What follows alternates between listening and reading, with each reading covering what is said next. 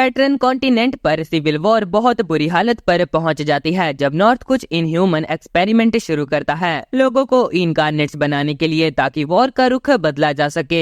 ये एक्सपेरिमेंट हान कहनराइट को एक गॉडली मिथिकल बीस्ट की पावर दे देते हैं, जिससे कि वो वेयरवुल्फ में शेप शिफ्ट करके वॉर को खत्म कर सके। लेकिन जैसे ही वॉर खत्म हुआ, कंट्री को ये समझ आ गया कि ऐसे किसी को कंट्रोल करना नामुमकिन है जिसके पास गॉड जैसी पावर्स हो। इसीलिए उन्होंने डिसाइड किया कि हान की लाइफ अब उनके लिए कोई वैल्यू नहीं रखती और उसे गॉड किलर बुलेट से शूट कर दिया जाता है। सिविल वॉर तब स्टार्ट हुआ जब नॉर्थन यूनियन पैट्रिया और साउथर्न कन्फेडरेशन ऑफ पैट्रिया ने एक प्रीशियस मिनरल सोमनियम डिस्कवर किया। नॉर्थ शुरू में हारने के कागार पर था, लेकिन फिर उन्होंने सोमनियम का यूज करके इनकार्नेट्स बनाए। इनकार्नेट्स एक रिसर्च का नतीजा थे जिसे एक लड़की एलाइन ने डेवलप किया था और जल्दी ही इन्हें बैटलफील्ड में यूज किया जाने लगा। मोस्टर स्ट्रेंथ और पावर के साथ नॉर्थ ने साउथ को डोमिनेट करना स्टार्ट कर दिया और हर एक लड़ाई को लगातार जीतने लगे। लेकिन एक अजीब सा हादसा होता है इनकार्नेट्स और सोल्जर्स जब सॉर्थन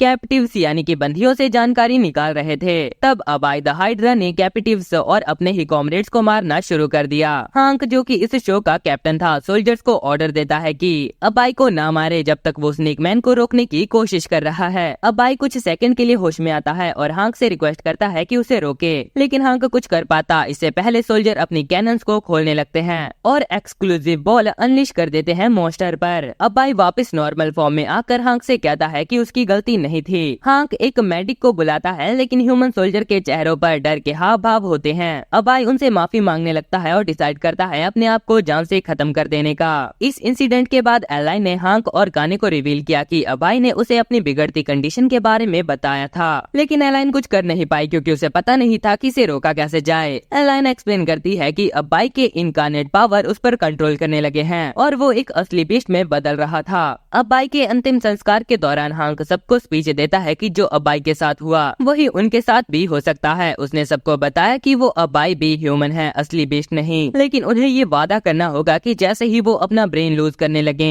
तो उनके साथियों में से ही कोई एक उन्हें खत्म करेगा। कुछ हफ्तों बाद नॉर्थ साउथर्न कैपिटल की तरफ बढ़ना स्टार्ट कर देते हैं, लेकिन इस स्क्वाड को अपने मेंबर्स भी लूज करने पड़ते हैं क्योंकि उनके अंदर के बेस्ट उनकी मानसिक स्थिति को खत्म कर रहे थे और उनके कॉमरेड्स को फ्रेंडली फायर यूज करना पड़ता है। एक लंबी और मुश्किल जंग के बाद स्क्वाड फाइनली कैपिटल की तरफ बढ़ रही थी। हांक ने नोटिस किया कि उसके कॉमरेड का हौसला गिर रहा है, इसलिए वो अनाउंस करता है कि वो एलाइन को प्रपोज करने वाला है क्योंकि शायद ये मोस्ट प्रॉब्लम सॉल्व कर दे। स्क्वाड के सभी मेंबर्स ने उसको फोर्स किया कि वो एलाइन के साथ रहे। हांक ने उनसे कहा कि जब वॉर खत्म हो जाएगी तो वो सभी लोग सेलिब्रेट करेंगे, लेकिन सबको जिंदा वापस आना होगा। ये बात सुनकर इनकार्नेट्स के अंदर खुशी का माहौल छा जाता है। उसके बाद हांक काने मैडहाउस से बात करता है जो एलाइन और हांक का चाइल्डहुड फ्रेंड नहीं था। दोनों याद करते हैं कि कैसे वो अच्छे फ्रेंड बन गए उनके बैकग्राउंड के बावजूद। काने एडवाइस देता है कि हांक एलाइन की हेल्प करे क्योंकि वो अपने आप सब कुछ हैंडल कर रही थी। उसी रात हांक एलाइन के पास जाता है जहां एलाइन कहती है कि वो बाहर जाकर बात करना चाहती है।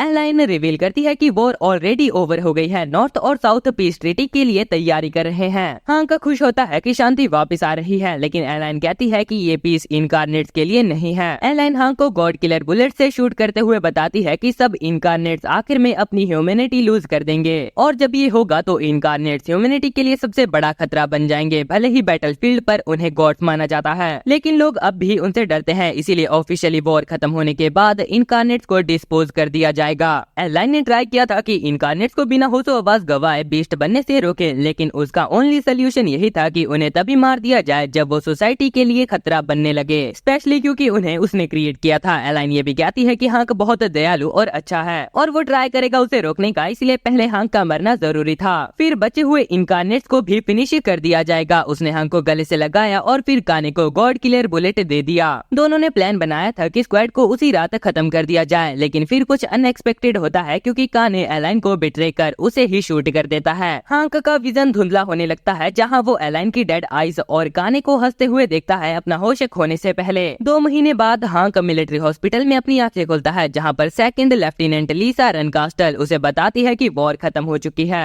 इनकार्नेट की स्क्वाड को भी डिसबैंड कर दिया गया है और काने ने उन्हें कहा कि वो लोग कहीं भी जा सकते हैं, लेकिन उनमें से ज्यादातर लोग पागल हो गए और जहां भी गए वहां पर तबाही मचा दी। लीसा ये भी बताती है कि काने और एलाइन उस रात के बाद से गायब हो गए। हांक के अंदर बहुत ही ज्यादा गुस्सा भरा हुआ था। बिट्रेयल के बाद हांक एक मिशन पे निकल पड़ता है बचे हुए इनकारनेट्स को खत्म करने और कहानी का पता लगाने के लिए। सबसे पहले वो अपने साथी एडाई के पास जाता है जो कि एक लिजार्ड लाइक बीस्ट होता है और वो कोमोफ्लैग पावर रखता है। एडाई हैंक को बताता है कि वो वॉर का हीरो है इनकारनेट की पावर्स की वजह से, लेकिन हैंक उसे कहता है कि वो अपना वादा पूरा करने के लिए आया है और अब इनकारनेट की दुनिया में कोई भी जगह नहीं है, स्पेशली जब वो अपना कंट्रोल खो रहे हो और लोगों को मार रहे हो। जिसके बाद हैंक अपना स्पेयर फेंकता है और उस पर अटैच्ड बॉम्ब एक्टिवेट हो जाता है एंड इसी के साथ एडाई वहीं पर खत्म हो जाता है। कुछ दिन बाद हैंक विलियम बैनक्रॉफ्ट टाउन में जाता है उसे मारने। विलियम बैनक्रॉफ्ट अपने टाउन में वापस आ गया था ड्रैगन फॉर्म के अंदर। अब वो अपनी डॉटर के साथ एक एंथली चला रहा था। शुरू में बच्चे डरे हुए थे लेकिन धीरे धीरे समझ गए कि वो कौन है और उसके साथ कंफर्टेबल हो गए। लेकिन एक रात विल अपने अंदर के बीस्ट को कंट्रोल नहीं कर पाता और उसकी आवाज पूरे टाउन को सुनाई देती है। इसके बाद टाउन के लोग फरियाद करते हैं कि उनके एनिमल्स मारे जा रहे हैं। उन्होंने विल से बोला कि वो चेन के साथ एक हैवी मेटल की बॉल पहने ताकि वो निर्दोष है ये साबित कर सके। विल अपनी फैमिली के हालात देखकर जंगल में रहने का फैसला करता है। हैंक ने देखा कि विल दूसरों के मुकाबले अपने कंट्रोल में था कंपेयर टू एडाई और अबाई, लेकिन फिर भी उसे मार देता है ताकि लोगों के लिए भविष्य में खतरा न बन सके। उसे भी विल को मारते हुए दुख हो रहा था, लेकिन हैंक ने ये नहीं देखा कि शॉ ने उसके फादर को अपनी आंखों के सामने मरते हुए देख लिया है। कुछ दिन बाद हैंक एक बार में रेस्ट कर रहा होता है जब शॉ जो कि उसे ढूंढ रही थी अचानक से उस रूम में एंटर करती है और अपनी राइफल से हैंक की तरफ बुलेट शूट कर देती है, लेकिन नॉर्मल बुलेट से इनकारनेट को मारा नहीं जा सकता। इसीलिए हैंक शॉ के पास जाता है और उसे लेकर वहाँ से निकल जाता है। लोग सरप्राइज हो जाते हैं कि वो अभी भी जिंदा है। उसके बाद हैंक उस लड़की से पूछताछ करता है जहाँ पर वो बताती है कि वो विल की डॉटर है, लेकिन हैंक एक नए टारगेट के बारे में सोच रहा था, डैनी, एक और इनकारनेट जो कि टाउन में था। हैंक शॉ को रुकने के लिए कहता है और बताता है कि वो भी एक इनकारनेट है और फिर डैनी को खत्म करने के लिए निकल जाता है। हैंक डैनी का सामना करता है और उसे उसके क्राइम के बारे में बताता है कि डैनी मर्चेंट्स को लूट रहा है और उनके वेजन्स को नुकसान पहुंचा रहा है, लेकिन शॉ जो अब भी एक बेवकूफ लड़की का कार्ड प्ले करती है उनके बीच में आ जाती है और हैंक को डैनी को मारने से रोकने की कोशिश करती है। डैनी कहता है कि जब वो मर्चेंट्स को शांति से पैसे देने को कहता है तो वो नहीं देते, इसीलिए उसे उन्हें मारना पड़ता है। क्रिमिनल्स के लिए ये लॉजिक सही लगता है। फिर डैनी ट्रांसफॉर्म होकर एक रहीनो लाइक बीस्ट में बदल जाता है और शॉ को पंच करने की कोशिश करता है, लेकिन हैंक जल्दी से उसे पुश करके बचा लेता है। डैनी हैंक पे अटैक करने की कोशिश करता है, लेकिन हैंक ऑलरेडी उसके कंधे पर चढ़ चुका था। हैंक बॉम्ब स्पिर से डैनी के चेस्ट पर फायर करता है और तुरंत इग्नाइट कर देता है और जैसे ही वहाँ से उतरता है तो बॉम्ब एक्सप्लोड हो जाता है। लेकिन हैंक के आखिरी अटैक करने से पहले डैनी बताता है कि उसने ये सब कुछ इसलिए किया क्योंकि उसके टाउन में इतनी गरीबी है कि लोग कॉफी भी नहीं पी सकते। सीधी भाषा में वो कैफीन की कमी की वजह से ब्लेम कर रहा था। ये फाइनल वर्ड सुन के हैंक डैनी को शूट कर देता है, जिसे देखकर डैनी की मदर अपने बेटे की मौत पर रोने लगती है। वहाँ से जाने से पहले शॉ हॉन्क से पूछती है कि क्या वो अपने और साथियों को मारेगा। हॉन्क कहता है कि उन्होंने वादा किया था कि जैसे ही कोई बीस्ट बन जाए उसे मारना जरूरी है। शॉ उसे रोकने की कोशिश करती है और पूछती है कि इनकारनेट की स्क्वाड के साथ क्या हुआ। हॉन्क इस सवाल का जवाब नहीं दे पाता। शॉ कहती है कि वो हॉन्क के साथ रहेगी और सच जानने में मदद करेगी। कुछ दिन बाद हॉन्क और शॉ रोग्यू हिल टाउन में पहुँचते हैं जो कि करंटली मिनोताउर इनकारनेट की दहशत में है। हॉन्क टाउन में लीसा से मिलता है जो कि बताती है कि हॉन्क को मिनोताउर के रैम्पेज को रोकना होगा। रोग्यू हिल टाउन वॉर के लिए फेमस है जहाँ वॉर कभी खत्म नहीं होती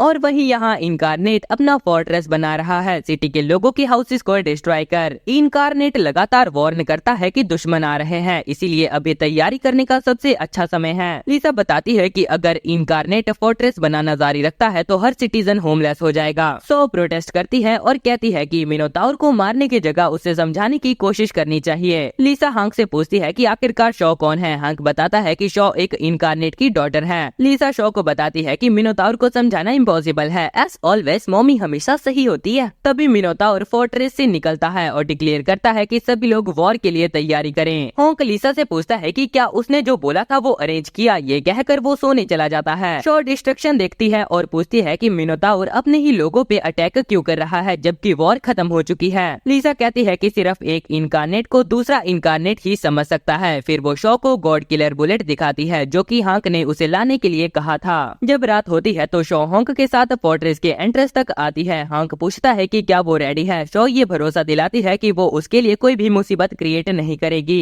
लेकिन फोर्ट्रेस एक्सप्लोर करते हुए हॉन्क उसे बताता है कि ये कोई ऑर्डिनरी फोर्ट्रेस नहीं है। दोनों वहाँ पर मरे हुए सोल्जर के स्केलेटन्स को देखते हैं जो कि फोर्ट्रेस में भेजे गए थे और ट्रैप्स में फंस के मारे गए। शॉ डरती हुई पीछे हट जाती है, लेकिन एक्सीडेंटली एक ट्रैप ट्रिगर हो जाता है जो ऑलमोस्ट उसको दो टुकड़ों में काटने वाला था, लेकिन हॉन्क उसे टाइम पर बचा बचा लेता है और वार्न करता है कि अकेली ना घूमे। शॉ फिर हांक से मिनोताउर की बैक स्टोरी के बारे में पूछती है। फिर वो बताता है कि तियो घबराने वाले स्वभाव का था और PTSD से सफर करता था। हांक सोचता है कि वो सरप्राइज नहीं है कि तियो ने इतना बड़ा फोर्ट्रेस ट्रैप के साथ बनाया, क्योंकि हांक ने ही पहले उसे हमेशा बैटल से पहले प्रिपेयर करना सिखाया था। जब दोनों एंट्रेंस तक पहुंचते हैं तो हांक शॉ से कहता है कि वेट करे, क्योंकि वो तायो का सामना करने के लिए अंदर जा रहा है। लिसा जो उन्हें फॉलो कर रही थी शॉ को बताती है कि हांक ने स्पेसिफिकली उसकी मौजूदगी की रिक्वेस्ट की थी, क्योंकि वो शॉ को साथ नहीं लाना चाहता था। लेकिन शॉ कहती है कि वो वापस नहीं जाएगी और हांक के साथ एंड तक रहेगी ताकि उसे समझ सके। शॉ की डिटर्मिनेशन देखकर लिसा उसके गेट खोलने में हेल्प करती है और उसे हांक के पीछे भेज देती है।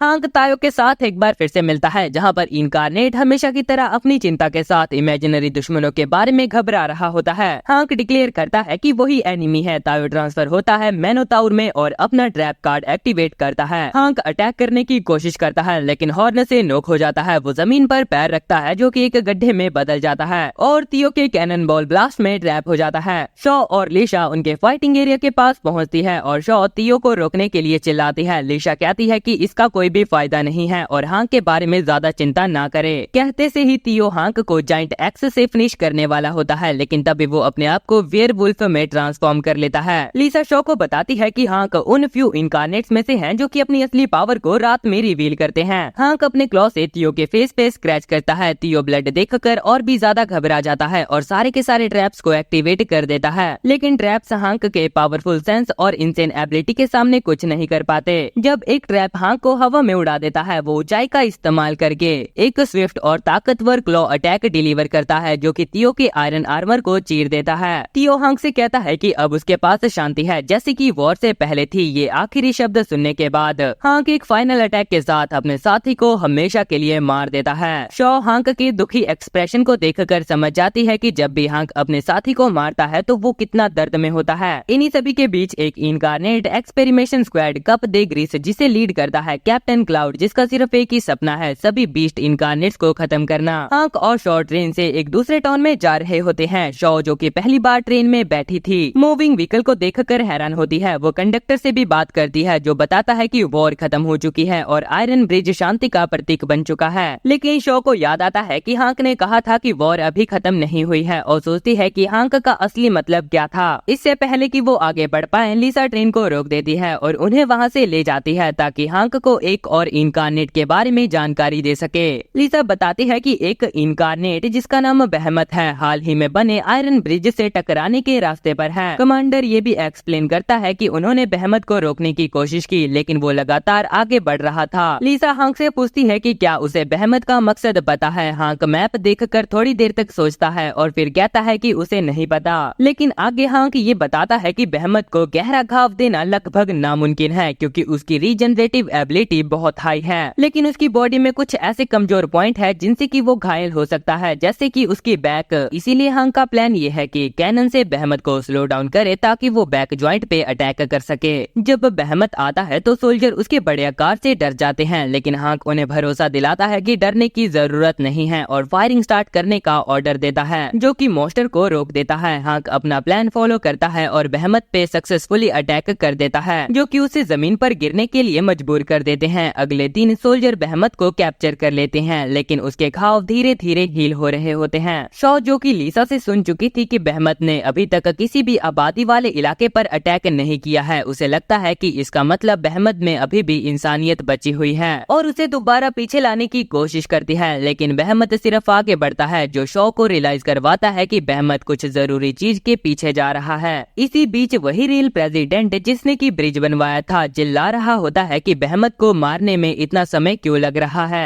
लिसा एक्सप्लेन करती है कि उनका प्लान ये है कि चट्टानों को ब्लास्ट करके बहमत का रास्ता कट कर दें ताकि वैली उनसे ब्लॉक हो जाए और उसका ध्यान भटक जाए, जिसके बाद उसको हैंडल किया जाएगा। लेकिन कुछ लोग बहस करते हैं कि अगर प्लान वर्क नहीं किया तो वो लोग खुद ही बीस्ट को मार देंगे। हांक उन्हें डराने वाला लुक देता है और कहता है कि प्लान चेंज नहीं होगा। शॉ हांक से बात करना चाहती थी कि बहमत कौन था। हांक बताता है कि बहमत यानी कि आर्टाई एक शांत और आज्ञाकारी आदमी जो कि कभी कंप्लेंट नहीं करता था और हमेशा ऑर्डर्स को फॉलो करता था। हांक कहता है कि आर्टाई रेयरली अपनी इच्छाओं के बारे में बात करता था, इसीलिए उन्हें ज्यादा कुछ भी नहीं पता है। शॉ कहती है कि बहमत के आगे बढ़ने के पीछे जरूर कोई रीजन है और पूछती है कि क्या हांक को कोई आइडिया है। हांक फ्लैशबैक में आरताई को कुछ ड्रॉ करते हुए याद करता है, लेकिन शॉ से कहता है कि चाहे वजह कुछ भी हो, उसका काम बेहमत को मारना है, ना कि उसकी हेल्प करना। शॉ हांक को मनाने की कोशिश करती है कि आरताई को ना मारे, लेकिन हांक कहता है कि अगर वो नहीं रोकेगा तो बेहमत ब्रिज को डिस्ट्रॉय कर देगा। शॉ आंखों में आंसू लाकर कहती है कि आरताई ने किसी को हर्ट नहीं किया है और उसके पास अपना सपना है, तो फिर गलत क्या है एक इनकार्नेट जो कि अपने ड्रीम को फॉलो करे। वो लीसा से भी बात करने की कोशिश करती है, लेकिन लीसा कहती है कि बेहमत को जिंदा नहीं रहने देना चाहिए, अभी या बाद में उनको ऑर्डर मिल ही जाएंगे उसको खत्म करने के।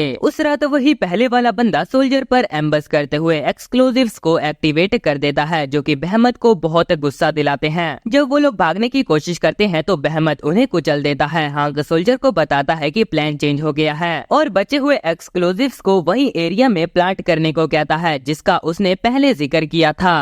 हांक वेयरवुल्फ में ट्रांसफॉर्म होता है ताकि गुस्से में आ रहे इनकार्नेट को रोका जा सके। आरताई देखता है कि वो हील नहीं कर पा रहा और हांक को कुचलने की कोशिश करता है, लेकिन वो उसे डॉज कर लेता है। हांक आरताई पर अपना पंजा मारने की कोशिश करता है, लेकिन उसकी मजबूत स्किन की वजह से सक्सेसफुल नहीं हो पाता। फिर वो बेहमत की गर्दन के नीचे की सॉफ्ट स्किन को टारगेट करता है, जिसे क्लॉ करने के बाद उसे और भी ज्यादा गुस्सा आ जाता है। आरताई फिर से हांक को कुचलने की कोशिश करता है, लेकिन वो उसके पैर को पुश कर उसे दूसरी साइड गिरने पर मजबूर कर देता है। हांक सोल्जर को सिग्नल देता है कि चट्टान को उड़ा दे। क्लिफ के टूटने पर आरताई पत्थर के नीचे दब जाता है और सोल्जर्स भी एक्सक्लूसिव्स को एक्टिवेट कर देते हैं, जिससे कि मॉन्स्टर के शरीर के अंग बाहर आ जाते हैं। लेकिन फिर भी आरताई आगे बढ़ना जारी रखता है और ब्रिज की तरफ वॉक करता है। शॉ जो कि ब्रिज के ऊपर खड़ी होती है फिर से एक बार आरताई को समझाने की कोशिश करती है, लेकिन आरताई नहीं सुनता। सूरज ऑलरेडी निकल चुका होता है और हांक जो कि वापस अपने इंसानी रूप में आ गया होता है आरताई को बुलाता है और कहता है कि वो नए एरा को तबाह न करे जो कि उन्होंने बनाया है।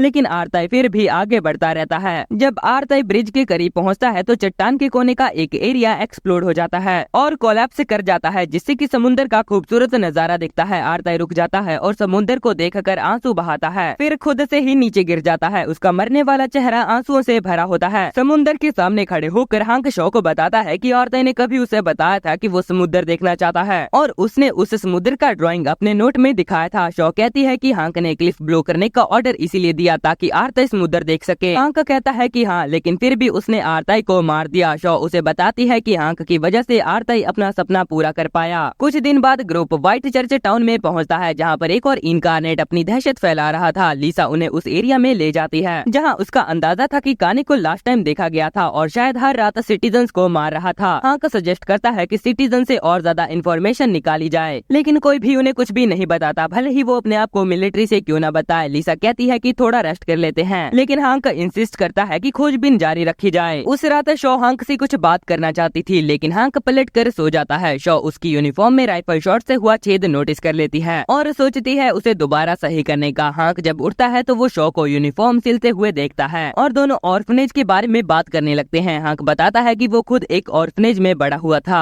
एंड शॉ उसका जो ऑर्फनेज था उसका ख्याल रखती थी। शॉ हांक की यूनिफॉर्म को वापस कर देती है। हांक कहता है कि वो किसी को जानता था जिसकी ब्लू आईज बिल्कुल उसके जैसी थी। शॉ पूछती है कि क्या वो एलाइन थी। हांक पूछता है कि उसे कैसे पता। शॉ कहती है कि हांक ने एक बार सपने में एलाइन का नाम लिया था। हांक फिर बताता है कि एलाइन काने के हाथों मारी गई थी और फिर वो अपने पास्ट की सारी बातें साझा करता है और बताता है कि उसका प्लान है सारे इनकार्नेट्स को मारना। अपनी आखिरी ड्यूटी के रूप में एज देयर कैप्टन लीसा उन्हें एक और अटैक के बारे में इन्फॉर्म करती है और सब वहाँ पर पहुँच जाते हैं, जहाँ पर एक विक्टिम खून में लिपटी हुई वॉल पे टंगी हुई मिलती है। हांक को लीसा से पता चल गया था कि ये विक्टिम की इंजरी पहले की विक्टिम जैसी है और उसे समझ आ जाता है कि काने इस बार जिम्मेवार नहीं है। तभी भीड़ में से एक लड़का एंडी आगे आता है और कबूल करता है कि उसने देखा था कि उस औरत को एक डीमन स्टैचू ने मारा। हांक एंडी के पास जाके पूछता है कि उसने क्या देखा और एंडी उन्हें एक बिल्डिंग दिखाता है जहाँ से उसने बीस्ट को जाते हुए देखा था। शॉ हांक से पूछती है कि क्या ये कोई इनकार्नेट हो सकता है और हांक बताता है कि ये गारगोइल है जिसका नाम थॉपर है। थॉपर न्याय में मानता है और उसके वर्ड उनकी स्पिरिट को हमेशा बढ़ाया करते थे। लिसा एंडी से जांच पड़ताल करने की कोशिश करती है, लेकिन वो भाग जाता है। शॉ डिसाइड करती है कि वो एंडी से बात करेगी और हांक को भरोसा दिलाती है कि उसे कुछ भी नहीं होगा क्योंकि उसके पास राइफल है। शॉ एंडी को ढूंढती है और उसे बात करने की कोशिश करती है, लेकिन एंडी चुप रहता है। शॉ उसे अपने सफर के बारे में बताती है कि हांक के साथ वो कैसे रह रही है और इनकार्नेट कोई मॉन्स्टर नहीं है। एंडी को चोरी करने से रोकते समय शॉ उसका घायल हाथ देखती है और तब एंडी रिवील करता है कि उसकी मदर को गारगोइल ने मारा था।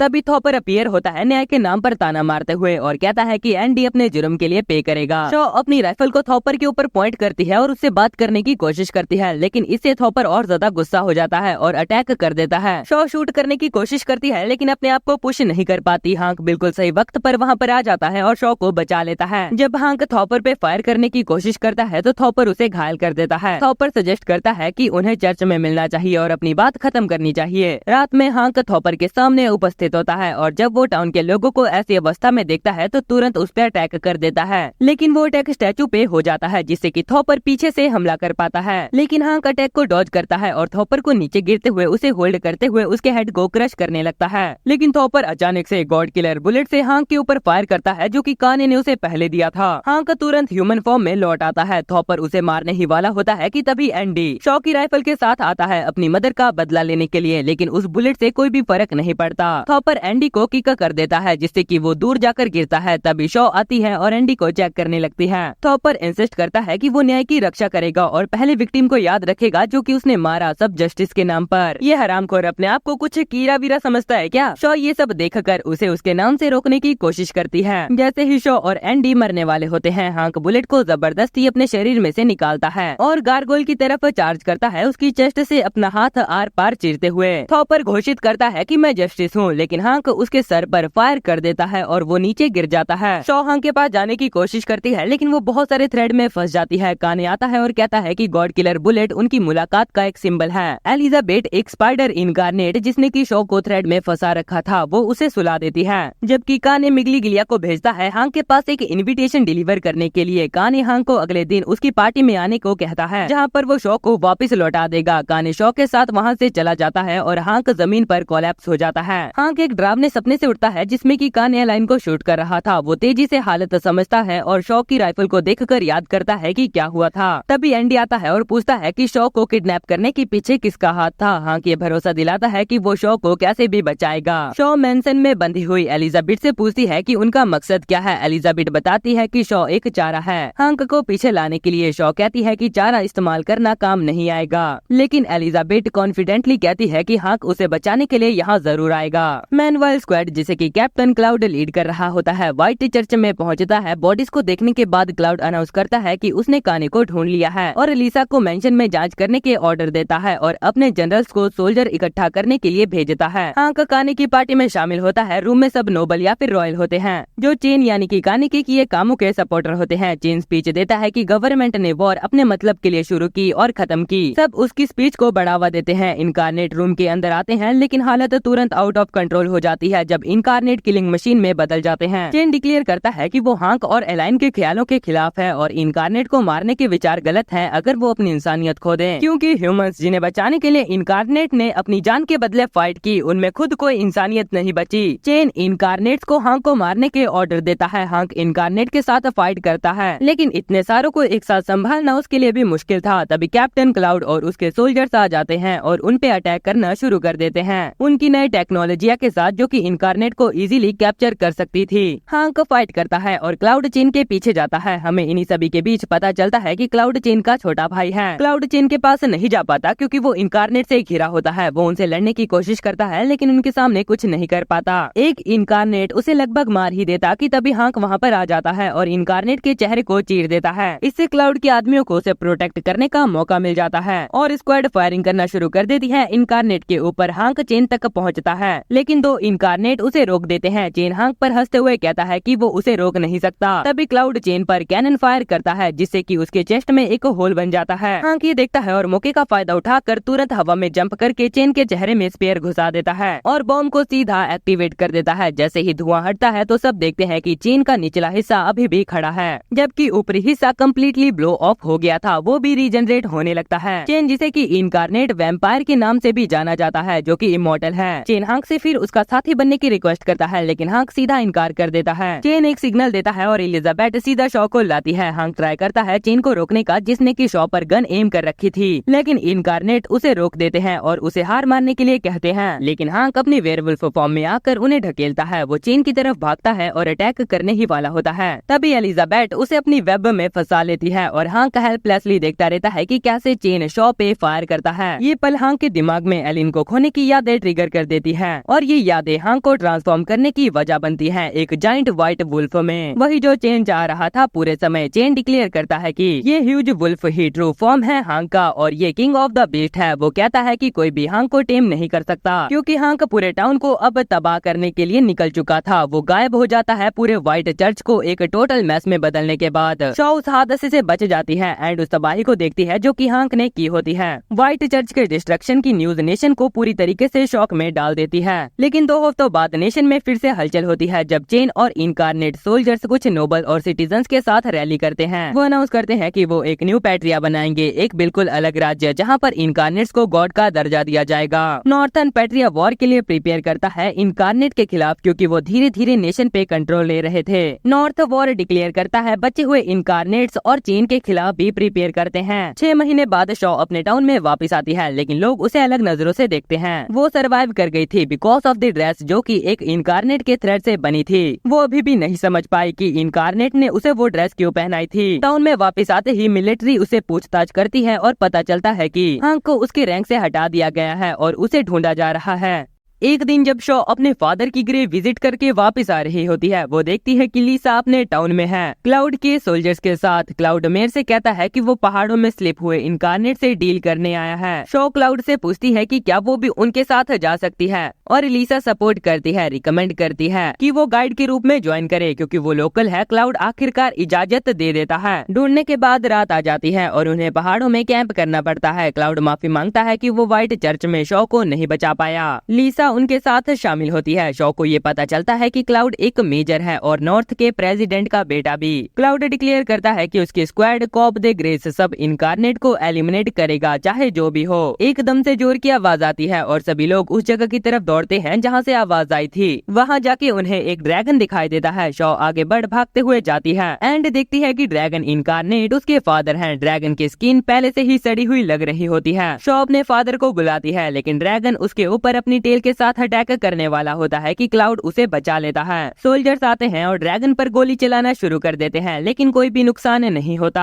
ड्रैगन फिर से वापस जाने की कोशिश करता है लेकिन क्लाउड अपने लोगों को रोकता है और कहता है कि उनके पास अभी उसे मारने के लिए काफी फायर पावर नहीं है। शॉ हैरान होती है कि उसके पापा अभी भी जिंदा हैं। लीसा क्लाउड को बताती है कि वो ड्रैगन नाइट हॉग के नाम से जाना जाता है और उसका असली नाम विलियम है। वो बताती है कि विलियम को पहले हांक ने मार दिया था और मिलिट्री ने फिर उसे दफना दिया था। क्लाउड ये सुनने के बाद अपने सोल्जर्स को तैयार होने के ऑर्डर देता है क्योंकि उन्हें निडहॉग को कैसे भी खत्म करना है। जिसके बाद लीसा शॉ से मिलती है और पूछती है कि विलियम कैसा इंसान था। शॉ कहती है कि उसके फादर बहुत ही ज्यादा अच्छे और शांत इंसान थे जो कभी भी गुस्सा नहीं होते थे और हमेशा उनसे प्यार करते थे। लीसा सुझाव देती है कि शॉ को टाउन वापस चले जाना चाहिए लेकिन शॉ कहती है कि वो यहीं रुकेगी और फाइट में शामिल होगी। लीसा फिर उसे कुछ गॉड किलर बुलेट देती है और कहती है कि इन्हें सही वक्त पर ही इस्तेमाल करे। वो सभी लोग इंतजार करते हैं जब तक एक सोल्जर निडहुगो को ल्यूर करता हुआ उनके पास लाता है। क्लाउड अपने आदमियों को अटैक करने का ऑर्डर देता है। सोल्जर उसे पकड़ने के बाद निडहॉग पर गोली चलाने लगते हैं लेकिन वो फायरबॉल का इस्तेमाल करते हुए उन सभी को पीछे हटा देता है। निडहॉग उसका पीछा करता है, हालांकि वो साथ ही कुछ एक्सक्लूसिव ट्रैप को भी एक्टिवेट कर देता है। ट्रैप से हुए अटैक से बचने के लिए निडहॉग उड़ता है और टाउन की तरफ निकल जाता है। क्लाउड शॉ और लीसा को टाउन के अंदर जाने के लिए कहता है ताकि वो लोगों को वहाँ से सही सलामत निकाल सके। क्लाउड निडहॉग के विंग्स के ऊपर शूट करता है जिससे कि उसका एक विंग टूट जाता है। निडहॉग पलटकर हमला करता है और फायरबॉल से क्लाउड को टारगेट करता है। शॉ और लीसा लोगों को वहाँ से भागने के लिए वार्न करते हैं लेकिन कोई भी उनकी बात नहीं मानता जब तक कि निडहॉग विलेज पर अटैक नहीं कर देता। शॉ आखिरकार समझ जाती है कि हांक का मकसद इनकारनेट को खत्म करना क्यों था।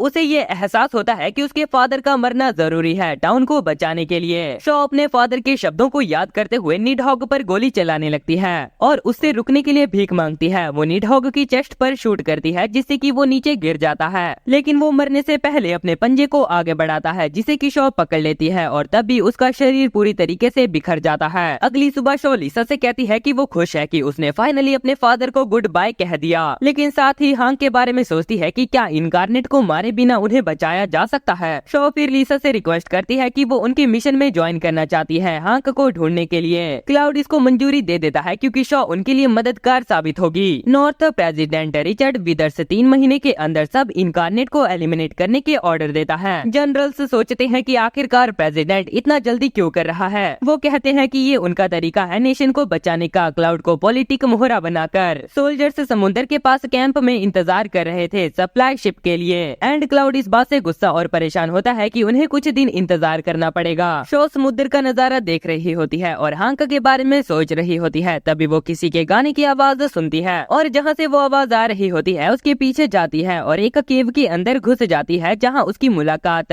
एक शायरन इनकार्नेट ट्राइस से होती है। शॉ म्यूजिक का मजा ले रही थी कि तभी एक आदमी कार्ल्स उसके सामने गन लेकर आ जाता है और उसे कहने लगता है कि यहाँ से वापस चली जाए और उसने जो देखा उसे भूल जाए। लेकिन ट्राइस उसे कहता है कि शॉ को अकेला छोड़ दे। शॉ बताती है कि वो विलियम की बेटी है और फिर सब लोग बैठकर बात करने लगते हैं। कार्ल्स शॉ से माफी मांगता है और बताता है कि गवर्नमेंट की ऑर्डर की वजह से जो कि इनकार्नेट को मारने के लिए दिए गए थे, वो ट्राइस को टाउन के लोगों और गवर्नमेंट से बचाना चाहता था। ट्राइस के सर के ऊपर बाउंटी की वजह से कुछ लोग उसके पीछे हैं और कितने ही उससे डर भी रहे हैं। चार्ल्स कहता है कि ट्राइस पहले उसकी बार में सिंगर थी, जो सुन के शॉ खुश हो गई कि वो एक सिंगर से बात कर रही है। लेकिन ट्राइस ने बताया कि वो पास्ट की बात है। ट्राइस समझाती है कि वॉर की वजह से लोगों ने उसके गाने को कभी इम्पोर्टेंस ही नहीं दी और जब वो आर्मी में शामिल हुई तो उसने अपनी आवाज का इस्तेमाल लोगों को मारने के लिए किया। जब वो लोग वॉर से वापस आते थे तो लोग उन्हें सेलिब्रेट करते थे, लेकिन फिर भी मॉन्स्टर की नजरों से देखते थे और कोई भी मॉन्स्टर को गाते हुए नहीं देखना चाहता था। इसीलिए वो चुप ही रहती थी जब तक चार्ल्स ने उसे फाइनली नहीं ढूंढ लिया। ट्राइस कहती है कि वो और चुप नहीं रहना चाहती, लेकिन चार्ल्स इसके खिलाफ होता है। शॉ कहती है कि वो फिर भी ट्राइस से मिलने और उससे बात करने आएगी। शॉ अपना वादा निभाती है और रोज ट्राइस से मिलती है, उसके लिए गिफ्ट और कुछ चीजें भी लेके आती है। दोनों हांक के बारे में बात करते हैं और ट्राइस एक्सप्रेस करती है कि वो फिर से लोगों के सामने गाना चाहती है। शॉ उसे हिम्मत देती है कि वो दिन जरूर आएगा। शॉ कैंप वापस जाती है लेकिन वहाँ क्लाउड से मिलती है, जो उसे कहता है कि बिना सावधानी के ऐसे घूमने ना जाए क्योंकि टाउन के लोग सोल्जर से सावधान हैं। दोनों बात करते हैं और क्लाउड बताता है कि कान उसका बड़ा भाई है और उसका फर्ज है हांक और दूसरे इनकार्नेट को मारना। टाउन के लोग चार्ल्स से बात करते हैं और पूछते हैं कि वो क्या छुपा रहा है, लेकिन चार्ल्स उनसे बच के निकल जाता है, जहाँ उसे गोली भी लग जाती है। चार्ल्स फिर से ट्राइस के पास जाता है, जो उसे अपनी इच्छा बताती है कि वो टाउन छोड़कर फिर से गाना चाहती है। चार्ल्स उसे कहता है कि वो यहाँ से निकल जाए क्योंकि टाउन के लोग उसे ढूंढ रहे हैं, लेकिन अपनी आखिरी सांस से पहले वो ट्राइस को समझाता है कि वो लोगों को जिम्मेदार ना ठहराए क्योंकि लोग बस भविष्य से डर रहे हैं। उसी रात ट्राइस टाउन में गाती हुई वापस आती है और जो लोग उसे सुनते हैं वो गहरी नींद में आ जाते हैं। लिसा के कहने पर क्लाउड अपने सोल्जर्स को ट्राइस को ढूंढने का ऑर्डर दे देता है क्योंकि ट्राइस ने लोगों को नींद में डाल दिया था। क्लाउड और उसके लोग ट्राइस को फाउंटेन पर बैठकर गाते हुए पाते हैं। सोल्जर के ऊपर भी उसके गाने का असर हो जाता है और वो लोग भी सो जाते हैं, लेकिन क्लाउड ट्राई करता है कि उसके असर से बचा रहे। तभी शॉ आ जाती है और ट्राइस से पूछती है कि वो लोगों को नुकसान क्यों पहुंचा रही थी। ट्राइस कहती है कि वो उन्हें उनके दर्दनाक भविष्य से बचा रही है। शॉ कहती है कि ट्राइस अपने होश में नहीं है, जिसे सुनने के बाद ट्राइस अपने सेंसेस में वापस लौट आती है। क्लाउड ट्राइस पर गोली चलाता है लेकिन ट्राइस उड़कर वहाँ से भाग जाती है और शॉ उसका पीछा करती है। ट्राइस चार्ल्स के बाहर जाती है जो कि अब पूरी तरीके से जल चुका था। शॉ उस तक पहुँच जाती है। ट्राइस बताती है कि वो फिर से स्टेज पर नहीं गा सकती, जो उसे पहले पसंद था क्योंकि लोग उसे मॉन्स्टर समझते हैं। वो शॉ से पूछती है कि क्या वो उसका गाना सुनेगी। शॉ कहती है कि हाँ, वो उसका गाना सुनना चाहेगी। ट्राइस गाने ही वाली होती है कि सोल्जर उस पर गोली चलाते हैं। क्लाउड उन्हें ट्राइस को मारने का ऑर्डर देता है लेकिन फिर रोक देता है जब शॉ उसकी साइड में जाती है। ट्राइस अपना मुंह खोलकर गाने लगती है और क्लाउड शूट करने ही वाला होता है, लेकिन शॉ कहती है कि नहीं क्योंकि ये गाना अलग है। ट्राइस शॉ को कहती है कि वो ठीक है और अपने आखिरी पल में एक सुरीला गाना गाती है। शॉ जिसके खत्म होने के बाद कहती है कि उसका गाना बहुत ही ज्यादा खूबसूरत था और ये सुनने के बाद ट्राइस पीसफुली खत्म हो जाती है। फिर हम देखते हैं कि शिप आ गई थी और सब लोग निकलने की तैयारी कर रहे थे। क्लाउड शॉ से मिलता है और बताता है कि उन्होंने हांक को सेंट्रल माउंटेन्स में ढूंढ लिया है, लेकिन वो उसे सावधान करता है कि अगली बार अगर वो उनके बीच दखल देगी तो सोल्जर उस पर शूट कर देंगे। शॉ कहती है कि वो ट्राइस को बचाना चाहती थी क्योंकि वो दोनों अच्छे दोस्त बन गए थे, चाहे वो सिर्फ थोड़ी देर के लिए ही सही। इन्हीं सभी के बीच हांक अपने वादे को पूरा कर रहा था, लेकिन अपनी वुल्फ फॉर्म में ट्रांसफॉर्म नहीं कर पा रहा था क्योंकि उसके दिमाग में उसके द्वारा की गई तबाही की यादें घूम रही थी। उसका सामना एक इनकार्नेट से हो जाता है जो कि उसे मारने की कोशिश करता है, लेकिन हांक उसे अपनी चोटों के बावजूद भी बॉम्ब स्पेयर का इस्तेमाल करके इनकार्नेट को मार देता है। उसके खून के निशान गार्म को हांक की लोकेशन पता लगाने में मदद कर रहे होते हैं। हांक एमलेसली फ्रोजन माउंटेन में सफर कर रहा होता है। पैट्रिया के किसी हिस्से में अपने पहले की कर्मों के बोझ तले दबे थकाहारा अपने मरे हुए साथियों और उनकी आखिरी शब्दों की यादों से परेशान होते हुए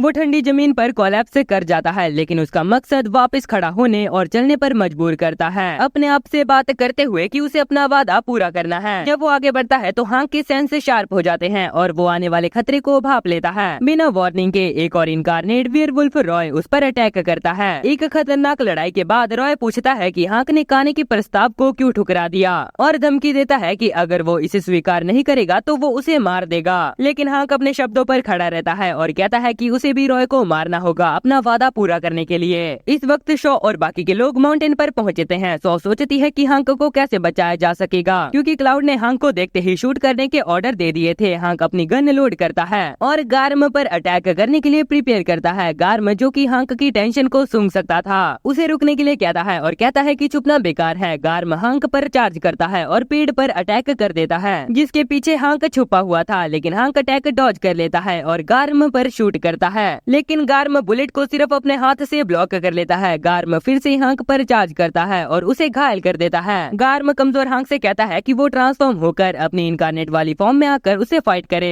तभी सूरज उगता है और हांक के व्हाइट बाल ब्लैक में बदल जाते हैं। गार्म कहता है कि वो बाद में हांक को ट्रांसफॉर्म करने पर मजबूर करेगा। ये कहकर वो वहाँ से निकल जाता है। क्लाउड अपने मिशन और हांक के लिए परेशानी के बीच ज्यादा चिंता और सोचने की वजह से तेज बुखार की वजह से गिर जाता है। उसे फोर्ट ले जाया जाता है जहाँ पर शॉ उसका ख्याल रखती है। वो मिशन जारी रखने की कोशिश करता है लेकिन शॉ कहती है कि वो आराम करे क्योंकि जनरल ने खोजबीन पार्टीज को भेजा है हांक को ढूंढने के लिए। क्लाउड शॉ से पूछता है कि वो इनकारनेट्स की रक्षा क्यों करना चाहती है। शॉ कहती है कि वो बिलीव करती है कि इनकारनेट्स भी इंसानों के साथ साइड बाय साइड जी सकते हैं और वो इसका एक तरीका ढूंढना चाहती है जिससे कि ये मुमकिन हो सके।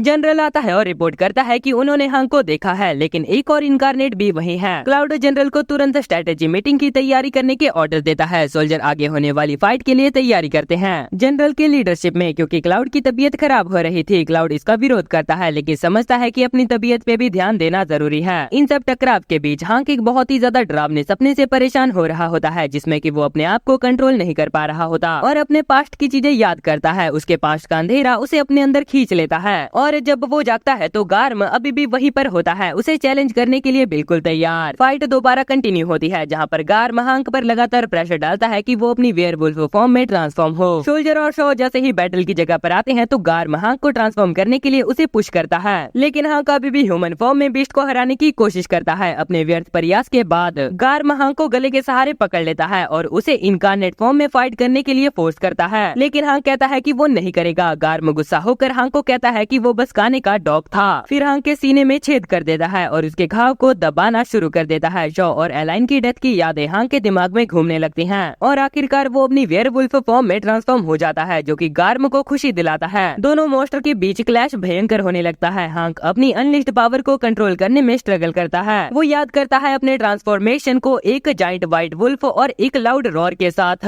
हांक फिर से अपनी ह्यूमन फॉर्म के अंदर वापस आ जाता है। गार्म हांक के पावर के खेल को बहुत ही ज्यादा खराब समझता है और उसे पास की चट्टान पर फेंक देता है। फिर वो हांक के सीने पर पैर रख कर दबाने लगता है, उसे बेकार कहता है और बोलता है कि अगर वो इतना कमजोर है तो लोगों को कैसे बचाएगा। जब गार्म आखिरी हमला करने वाला होता है तो सोल्जर बीच में आ जाते हैं और गार्म पर शूट कर देते हैं। गार्म एक बुलेट को डॉज करता है जो कि सीधा हांक के पास जाकर गिरती है और चट्टान बिखर जाती है, जिसके बाद शॉ हांक को बुलाती है जब वो चट्टान से गिरता है। गार्म याद करता है कि कैसे हांक उसकी उम्मीद था। वो युद्ध के मैदान में बचने के बाद इनकारनेट में ट्रांसफॉर्म हुआ था और हांक की वजह से ही वो सर्वाइव कर पाया था, लेकिन हारे हुए हांक को देखकर गार्म उससे निराश होता है और सोल्जर की शूटिंग से बचकर भाग जाता है। घायल होने के बावजूद वो समझ नहीं पाता कि आखिरकार सोल्जर उसे कैसे ढूंढ रहे हैं और शूट कर रहे हैं, लेकिन वो इतनी आसानी से नहीं मरना चाहता और सारे सोल्जर्स के ऊपर हमला कर देता है, जिससे कि सोल्जर्स को बहुत ही ज्यादा भारी नुकसान होता है और बैकअप बुलाना पड़ता है। क्लाउड भी वहाँ पर उनके बीच में शामिल होता है लिसा के मना करने के बावजूद, और वो कहता है कि वो अपने आदमी और शॉ दोनों को बचाना चाहता है। हांक सपना देखता है कि वो एलाइन के पैर पर आराम कर रहा था और जब जागता है तो शॉ के पैर पर था। वो हैरान होता है कि शॉ जिंदा है, लेकिन काफी खुश होता है कि वो ठीक है। शॉ ने उसे बताया कि वो अपने घर वापस गई थी। वो हांक को बताती है कि उसके फादर, जिसे कि हांक पहले ही शूट कर चुका था, ज़ॉम्बीफाइड इनकारनेट के रूप में वापस जिंदा हो गए थे,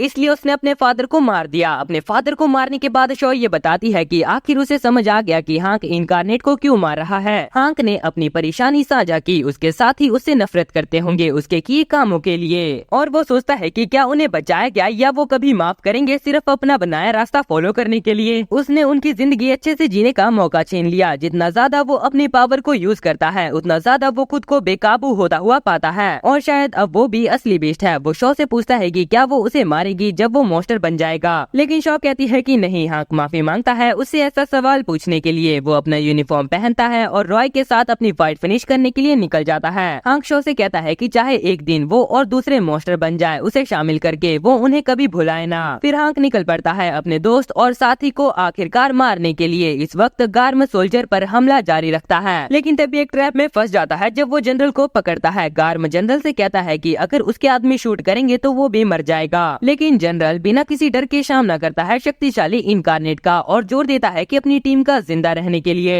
उसकी जिंदगी को कुर्बान करने का रिस्क जायज है। सोल्जर बिना किसी झिझक के गार्म को घेरने लगते हैं एंड हार्पॉन्स एंड बुलेट से लगातार बिना रुके फायर करने लगते हैं, लेकिन उन्हें हैरानी होती है कि वो हमला गार्म पर असर ही नहीं करता। गार्म चोटों के बावजूद भी अपना टारगेट बनाए रखते हुए जनरल को मारने की कोशिश करता है, लेकिन उसके पूरे इरादे तब टूट जाते हैं जब क्लाउड इन सब के बीच में आता है और घायल हुए इनकारनेट पर कैनन फायर करता है जो काफी पावरफुल डैमेज करते हैं। क्लाउड के बीच में आने की वजह से गार्म कुछ देर के लिए रुक जाता है और फिर वहाँ से भाग जाता है। क्लाउड इसके बाद जनरल को साफ साफ मना करता है आगे से ऐसी लापरवाही करने और टीम को खतरे में डालने के लिए। गुफा के अंदर सौ सोच रही थी कि हांक ने अपने सफर में कैसे कैसे हालात और मुसीबतों का सामना किया होगा। उसके अंदर एक गहरी इच्छा जाग रही थी और वो कुछ करने का ठानती है कि वो हांक को हमेशा मुसीबत से बचाएगी। उसने खुद से वादा किया कि वो हमेशा हांक की रक्षा करेगी और ध्यान रखेगी कि वो अपने अंदर के अंधेरे में कभी खो ना जाए। गार्म भागकर वहां से निकल रहा होता है, खून बहते हुए और काफी ज्यादा कमजोर हालत में। इसी दौरान जैसे ही उसकी नजर हांक पर पड़ती है वो तुरंत उस पर हमला करने के लिए बढ़ जाता है। गार्म का कहना होता है कि हांक चाहे कुछ भी कर ले लेकिन वो उसे अपने मकसद तक पहुंचने से नहीं रोक सकता।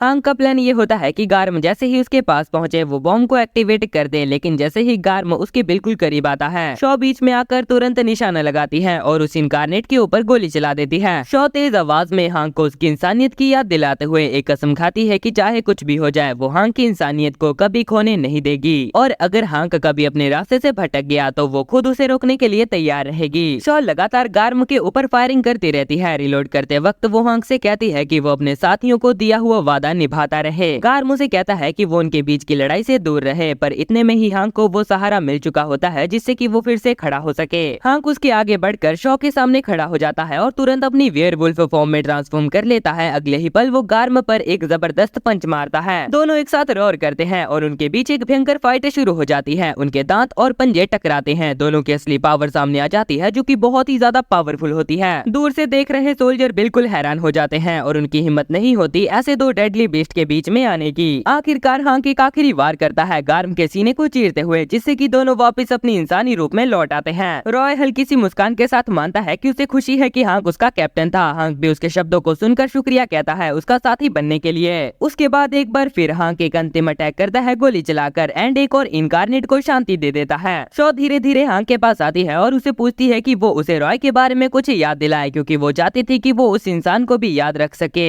हांक उसे बताता है कि रॉय उनके स्क्वाड का सबसे हंसने और खिलखिलाने वाला मेंबर था, मिशन में हमेशा लगन से काम करता था। हांक का कहना था कि अगर शॉ और रॉय कभी मिलते तो वो जरूर अच्छे दोस्त बन जाते। इसके बाद हमें ये खबर मिलती है कि सोल्जर ने काने के फोर्ट्रेस बोल्ट क्रैक के पास ढूंढ लिया है। एक हफ्ते बाद इसकी रिपोर्ट प्रेसिडेंट तक पहुंचती है, जो तुरंत हुक्म देता है कि चाहे कुछ भी हो उस फोर्ट्रेस को गिराया ही जाना चाहिए। इस ऑर्डर के बाद सोल्जर आगे बढ़ना शुरू कर देते हैं और इसी के साथ जंग की आहट सुनाई देती है। वहीं दूसरी तरफ हांक सोल्जर के द्वारा पकड़ा जाता है और क्लाउड उसे जांच पड़ताल शुरू करता है। क्लाउड पूछता है कि बाकी बचे इनकारनेट के बारे में वो सब कुछ सच सच बता दे। जब हांक उसे बताता है कि उसे पता है कि क्लाउड असल में काने का छोटा भाई है तो क्लाउड हैरान हो जाता है। वो गुस्से में पूछता है कि काने ने अपनी आर्मी को धोखा क्यों दिया। हांक सिर्फ इतना ही कह पाता है कि उसे काने के दिए धोखे के बारे में कुछ भी नहीं पता, लेकिन वो बस इतना जानता है कि इनकारनेट को कैसे रोका जा सकता है। क्लाउड को हांक का जवाब पसंद नहीं आता और वो उसे मारने ही वाला होता है कि तभी शॉ बीच में आकर उसे रोक लेती है। शॉ कहती है कि क्लाउड को हांक के साथ मिलकर काम करना चाहिए क्योंकि उनका मकसद एक ही है। क्लाउड परेशान होता है कि कहीं हांक फिर से कंट्रोल के बाहर ना हो जाए, पर शॉ उसे यकीन दिलाती है कि उसने कसम खाई है अगर कभी हांक बेकाबू हुआ तो वो खुद उसे मार देगी। उसी वक्त जनरल रूम में आता है और बताता है कि प्रेसिडेंट ने तुरंत बोल्ट क्रैक के लिए निकलने का ऑर्डर दिया है। उनका उनका मिशन होता है कहानी को रोकना और नए बैटरी या फोर्ट्रेस को मिटा देना। क्लाउड और उसकी आर्मी तुरंत आगे बढ़ती है और हांक के साथ एक टेम्पररी अलायंस बनाकर बोल्ड क्रैक की तरफ रवाना हो जाते हैं। वहां पहुंचकर उन्हें मेन सोल्जर का बड़ा कैंपिंग एरिया और फोर्ट्रेस दोनों नजर आते हैं। क्लाउड जनरल और हांक मिलकर कर्नल से बात करने जाते हैं जो कि पूरी फोर्स का इंचार्ज होता है। कर्नल उन्हें अपनी मुश्किलों के बारे में समझाता है कि उन्होंने कुछ लोग खो दिए हैं और कई सोल्जर घायल है सिर्फ इसलिए क्योंकि दुश्मन की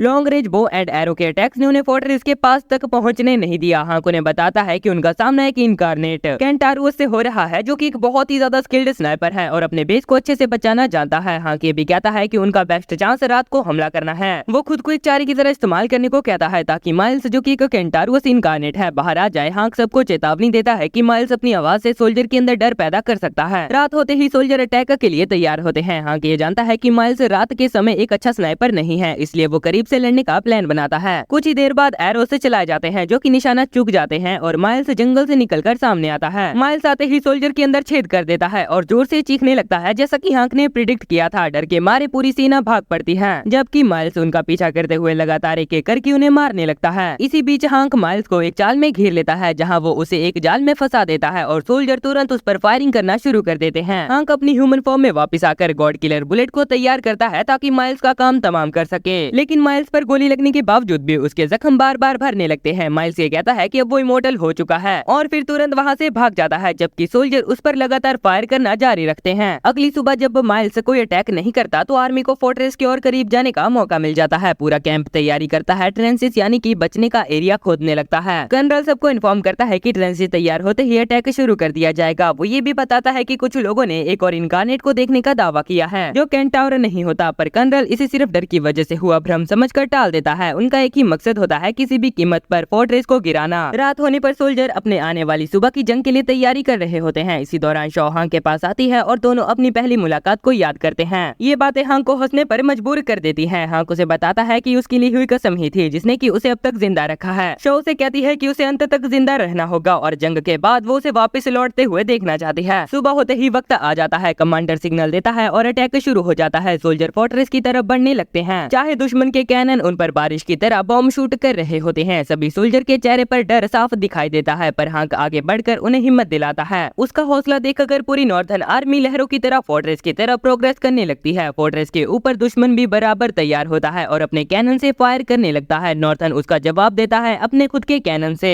सूरज ढलने के करीब नॉर्थर्न फाइनली फोर्ट्रेस के बिल्कुल नीचे तक पहुंच जाते हैं। कुछ देर के लिए फायरिंग रोक दी जाती है। हांक बहुत सतर्क रहता है क्योंकि उसे पता होता है कि माइल्स कभी भी आ सकता है। जैसे ही वो अंदाजा लगाता है हम काने और माइल्स को एक जगह पर खड़ा देखते हैं, तभी माइल्स पीछे से अचानक से हमला करना शुरू कर देता है। वो अपने एरोस बिना रुके चलाने लगता है। नॉर्थर्न सोल्जर्स को एक एक करके गिराते हुए सोल्जर उसे रोकने की कोशिश करते हैं पर माइल्स उन्हें आसानी से मार देता है। माइल्स सोल्जर्स को मेन आर्मी से दूर खींचने की कोशिश करता है पर अनजाने में सीधा एक जाल की तरफ बढ़ रहा होता है। सोल्जर एक सही मौका देखकर केंटाउर को नीचे गिरा देता है और इसी पल हांक उस पर स्पेयर बॉम्ब से हमला करता है जिससे कि माइल्स का पूरा राइट आर्म उड़ जाता है। हांक उससे कहता है कि माइल्स नाम का डॉक्टर तो कब का मर चुका है, लेकिन माइल्स उसे हंसते हुए जवाब देता है कि डॉक्टर तो उसके अंदर तभी बचा था जब वो इनकारनेट बना, क्योंकि उससे पहले आर्मी सर्जन होते हुए भी वो किसी को बचा नहीं पाता था। हर एक सोल्जर जिसे वो ठीक करता था कुछ ही देर बाद बैटलफील्ड में जाकर मर जाता था, लेकिन एक इनकारनेट बनने के बाद वो एक दुश्मन को मारकर अपने 100 साथियों की जान बचा सकता था। इसी बात को करते करते माइल्स का हाथ वापिस रीजनरेट हो चुका होता है। अब वो खुलेआम घोषणा करता है कि उसे सोल्जर की दर्द भरी चीखें सुनना बहुत पसंद है। ये कहकर वो एक मरे हुए सोल्जर के ऊपर बार बार पैर रखकर उसके सिर को कुचलने लगता है जहां उसकी हंसी और डरावनी होती जाती है। रात होते ही हांक अपनी वेयरवुल्फ फॉर्म में ट्रांसफॉर्म हो जाता है। वो डिक्लेयर करता है कि माइल्स ने पूरी तरह अपनी इंसानियत खो दी है और वो उसकी तरफ निकल जाता है। कर्नल ये देखकर तुरंत अपने आदमियों को सीक्रेट वेपन निकालने के ऑर्डर देता है। कर्नल शांत रहते हुए क्लाउड को भी बता देता है कि वो हांक की असल हकीकत से पहले ही वाकिफ था। इसी बीच हांक और माइल्स के बीच में एक भयंकर लड़ाई चल रही होती है। हांक एक सही मौका देखकर माइल्स का हथियार छीन लेता है और उसे जोर से जमीन पर पटक देता है। फिर वो स्पेयर माइल्स के सीने में घुसा देता है जिससे कि माइल्स बिल्कुल भी नहीं हिल पाता। हांक जनरल को बुलाता है जो कि फ्लेयर शूट करता है। कमांडर्स को सिग्नल देते हुए कि बॉम्बिंग शुरू की जाए। हांक थोड़ा सा पीछे हट जाता है। बॉम्ब सीधा उसकी लोकेशन पर गिरते हैं और माइल्स के आधे जिस्म को उड़ा देते हैं, लेकिन कुछ ही पल के बाद माइल्स अपने आप को वापस रीजनरेट कर लेता है। हांक अब गॉड किलर बुलेट का इस्तेमाल करने के लिए तैयार होता है ताकि माइल्स का काम हमेशा के लिए तमाम कर सके, लेकिन तभी एक डार्क पर्पल मिस्ट एरिया को घेरने लगती है जो उसके प्लान का हिस्सा नहीं था। ये जहरीला धुआं अब बाई के पॉइजन के रूप में पहचाना जाता है। मिस्ट माइल के शरीर को छूकर उसे गलते हुए पर्पल बबल में बदल देती है। है। जहर का खतरनाक स्वभाव समझते ही हांक तुरंत अपनी नाक को बंद कर लेता है।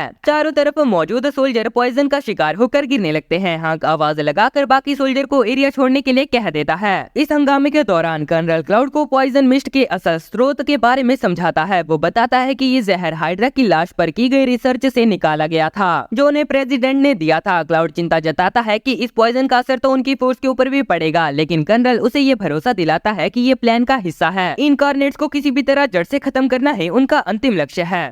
ये कर्नल तो एहसान फरामोश निकला रे।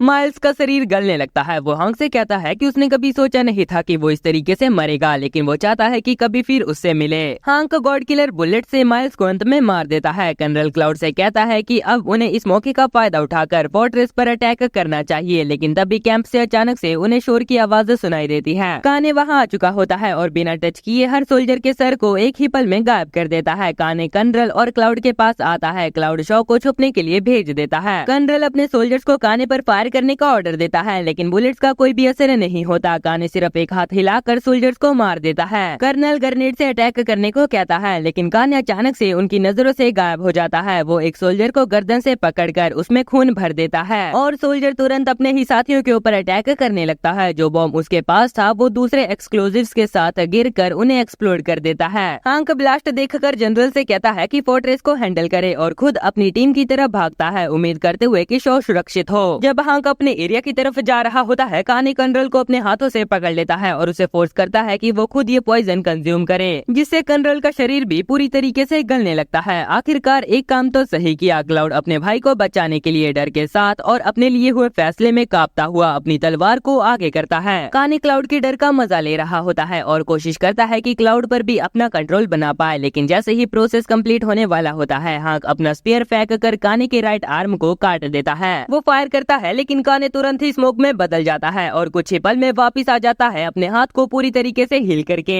हांक शॉ से कहता है कि वो क्लाउड का हाल चेक करे और चेन से पूछता है कि वो खुद वहाँ पर क्यों आया जब वो दूसरे इनकार्नेट भेज सकता था। हांक तुरंत समझ जाता है कि हालात शायद ध्यान भटकाने के लिए हो सकते हैं और जैसा कि उसका मानना था, जेन अपने असली इरादे रिवील करता है। वो बताता है कि उनका असली प्लान साउथ के साथ अलायंस बनाने का है और नॉर्थन फोर्स फोर्ट्रेस में व्यस्त होने के दौरान उन्होंने अपनी जटिल योजना शुरू कर दी है। चेन के इस दावे को सॉर्थन कैपिटल पर इनकार्नेट और कॉर्प्स का आक्रमण सपोर्ट करते हैं। क्लाउड इस अलायंस को नकार देता है और सीधा आक्रमण के रूप में देखता है। चेन उसे हंसी में उड़ा देता है और हांक को कहता है कि वो बेवकूफ है। वो ये कहता है कि माइल्स की मौत से हांक को सीखना चाहिए कि ह्यूमंस पर कभी भी भरोसा नहीं किया जा सकता। चेन कहता है कि इंसान पागल होते हैं और इनकार्नेट्स उन्हीं से जन्मे हैं। वो हांक से कहता है कि उसे अलायन को मारने के लिए शुक्रिया करना चाहिए क्योंकि वही सभी के लिए जिम्मेदार थी। हांक चेन से कहता है कि ह्यूमंस गलतियां करते हैं और उन्हें सुधारने की कोशिश करते हैं, बिल्कुल वैसे ही जैसे कि अलायन ने सबको खत्म करने का प्रयास किया था। हांक इंसानों को समझता है और इसी वजह से वो अलायन की अंतिम इच्छा पूरी करना चाहता है। चेन हांक से कहता है कि उसका कोई हक नहीं है उनके वादे को निभाने का और वो अपनी मर्जी से जीता रहेगा। जब हांक अपने दोस्त चेन को पागलपन में डूबते हुए देखता है, वो अपने डरावने वेयरवुल्फ फॉर्म में ट्रांसफॉर्म हो जाता है। उसकी दहाड़ आसपास के पहाड़ों में गूंज उठती है। हांक चेन पर हमला कर देता है। उसके क्लॉ हवा में चल रहे होते हैं, लेकिन जैसे ही वो अटैक करता है, चेन के जख्म तुरंत हील हो जाते हैं और उसका एक भी अटैक कोई भी डैमेज नहीं करता। हांक रुकता नहीं, लगातार क्लॉइंग करता रहता है, लेकिन चेन की पावरफुल रीजनरेटिव एबिलिटी के सामने उसका प्रयास बेकार साबित होता है। चेन हांक को टोंट करता है, उसे कहकर कि वो अपनी असली फॉर्म को बाहर लेकर आए, बिल्कुल वैसे जैसे कि व्हाइट चर्च में किया था। हांक चेन की बातों को नजरअंदाज करता है और अपने अंदर छुपे अंधेरे को अपने ऊपर हावी होने नहीं देता। एक डेस्परेट मूव में हांक अपनी शक्ति से चेन के सर को पकड़कर जोर से क्रश कर देता है, लेकिन पूरी जगह पर एक भयंकर रेड मिस्ट घिर जाती है। इस मिस्ट के बीच से चेन के कई सारे क्लोन्स निकलते हैं और एक आर्मी बनाकर हांक को घेर लेते हैं, जो कि एक परफेक्ट टीम में काम करते हुए स्ट्रेटेजी अटैक्स कर रहे होते हैं, जिससे कि हांक पर दर्दनाक घाव हो रहे होते हैं। लेकिन वो पूरी हिम्मत और निश्चय के साथ फाइट करता है, लेकिन उसका प्रयास उनके खिलाफ बेकार साबित होता है और कोई डैमेज उसके करने पर भी उन्हें नहीं मिलता। इसी दौरान नॉर्थन सोल्जर्स फोर्ट्रेस को कंक्यूर कर रहे होते हैं। सूरज उगने लगता है और हांक बहुत घायल होने के बाद अपनी ह्यूमन फॉर्म में वापस आ जाता है। जब चीन की क्लोन्स अचानक गायब हो जाते हैं, चीन अपने हाथ से हांक की की गर्दन को स्लैश करता है और कहता है कि अब हांक को लड़ना बंद कर देना चाहिए और उसके साथ शामिल हो जाना चाहिए। हांक शॉ को याद करता है और उसके दिमाग में शॉ की कई बातें याद आती है कि वो इंसान है और उसे अपने वादे को पूरा करना चाहिए, अपने दोस्तों को मारकर और उन्हें शांति दिलाकर। वो उठता है लेकिन गिरने से पहले शॉ उसे पकड़ लेती है। शॉ उसे देखकर स्माइल करती है और हांक भी मुस्कुराता है। शॉ को देखते ही चेन के अंदर पुरानी यादें और गुस्सा जाग जाता है क्योंकि एलाइन ने हांक को प्यार किया था, ना कि चेन को। चेन अपनी फाइनल फॉर्म अनलिश करता है और शॉ की तरफ निकल पड़ता है, कहते हुए कि उसका इस दुनिया में होना जायज नहीं है। लेकिन हांक उसके अटैक को रोक लेता है और कहता है कि उनकी कोई दुनिया ही नहीं है। चेन की शक्ति और भी बढ़ती जाती है जैसे जैसे उसके जख्म हील होते हैं और उसके बाल भी सफेद हो जाते हैं। हांक एक पावरफुल रॉर करता है जो कि चेन को पीछे हटने पर मजबूर कर देती है। चेन के कुछ करने से पहले हांक तेजी से दूरी बनाता है और एक जबरदस्त पंच से चेन के चेहरे को जमीन पर पटक देता है। शॉ तुरंत हांक के पास दौड़ती है जब वो कोलैप्स करने वाला होता है, लेकिन चेन अभी भी खत्म नहीं हुआ होता और कहता है कि हांक ने अपनी असली शक्ति दिखा दी है, king of the beast incarnate के रूप में। चेन गायब हो जाता है लेकिन तुरंत हांक के पीछे आकर लौट जाता है। तभी वो नॉर्थ पैट्रिया का फ्लैग फोर्ट्रेस के ऊपर उड़ता हुआ देखकर फिर से गायब हो जाता है और एक वादा करता है कि वो फिर मिलेगा। नॉर्थ ने जीत हासिल की और अपनी कैपिटल को कैप्चर होने से बचाया, लेकिन चेन ने जो नई पैट्रिया बनाई थी उसने साउथ को कैप्चर कर लिया और वो स्ट्रॉन्गेस्ट पैट्रिया नेशन बन गया। इस हालत को देखकर नॉर्थ का प्रेसिडेंट अपने आदमियों को कैपिटल वापस बुलाने के ऑर्डर देता है। वेस्ट से नई धमकी आने के डर से हांक और शॉ निकल पड़ते हैं नए इनकारनेट ढूंढने के लिए ताकि हांक अपना वादा पूरा कर सके। हांक शॉ से पूछता है कि क्या वो उसके साथ जाने के लिए तैयार है और शॉ कहती है कि उसने अपना गोल पा लिया है, अपना प्रॉमिस हांक के लिए निभाना। इसी बीच चेन के पास एलाइन का शरीर एक ट्यूब में होता है और उसके पास सोनियम का एक शेड भी होता है। वो कहता है कि एलाइन बस देखती रहे क्योंकि वो दुनिया जिसे की एलाइन अवॉइड करना चाहती थी अब वो शुरू हो चुकी है। लेकिन इसी के साथ ये वीडियो यहीं पर ही खत्म हो जाती है। अगर आपको ये वीडियो थोड़ी सी भी अच्छी लगी हो तो please like share and subscribe कर देना क्योंकि आपके एक सब्सक्राइब से मुझे बहुत ही ज्यादा खुशी मिलती है। एंड अब तो हाइप फीचर भी आ चुका है तो प्लीज वो भी कर देना। अगर इसका नेक्स्ट पार्ट चाहिए तो जल्दी से 70 कमेंट का एम है, पूरा कर देना। एंड प्लीज चाहे कुछ भी हो जाए लेकिन सब्सक्राइब किए बिना मत जाना क्योंकि इतनी लॉन्ग वीडियो बनाने में बहुत ही ज्यादा मेहनत लगती है और वैसे भी हमें जल्दी से जल्दी 50 के सब्सक्राइबर का टारगेट अचीव करना है। तो मैं मिलता हूँ आपसे अगले ऐसे ही अमेजिंग रिकैप वीडियो में, तो तब तक के लिए बाय बाय।